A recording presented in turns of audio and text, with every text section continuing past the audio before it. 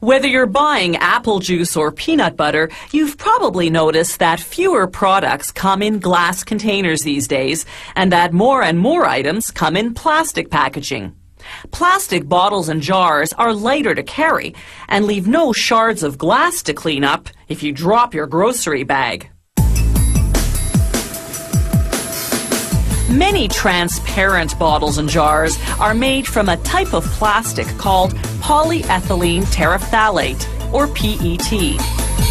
An automated mixer combines PET pellets with flakes of recycled PET. Reprocessed plastic loses some of its physical properties, so the recycled content can't exceed 10%. The PET drops from the mixer into a plastic injection machine that heats it to a piping 315 degrees Celsius. The dry raw material melts into thick and gooey liquid plastic. The machine then shoots it at high pressure into a mold. This plastic injection molding process casts pieces of plastic called preforms, starter shapes that subsequent machines will transform into bottles or jars. The molded preforms harden almost instantly thanks to a built-in cooling system. These preforms are now on their way to becoming single-serving juice bottles. This is another plastic injection molding machine. It uses the same method to make preforms for a different model, 1.5 to 2 liter bottles.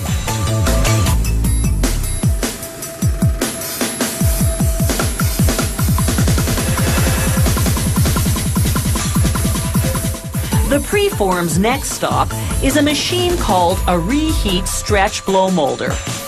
In a matter of seconds, it heats each preform just enough to make the plastic malleable, then inserts a rod to stretch the preform lengthwise, while at the same time blowing in air at extreme high pressure. This forces the preform into a bottle-shaped mold. Cold water circulates within the mold to cool and set the plastic almost instantly.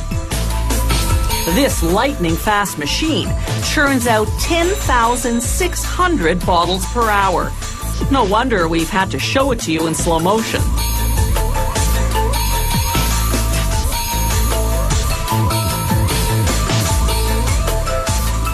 A conveyor belt transports the finished bottles to the packaging area.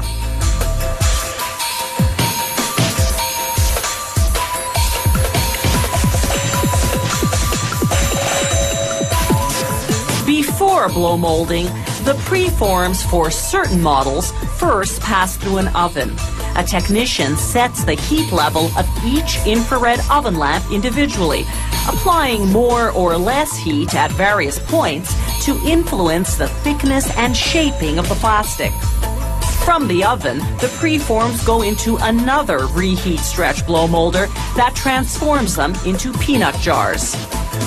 It's the same process for this peanut butter jar. After molding, the machine instantly cools the plastic, locking in the shape. The factory pulls samples off the line at regular intervals for quality control testing. Technicians measure the thickness of the plastic and perform a compression test to gauge its strength.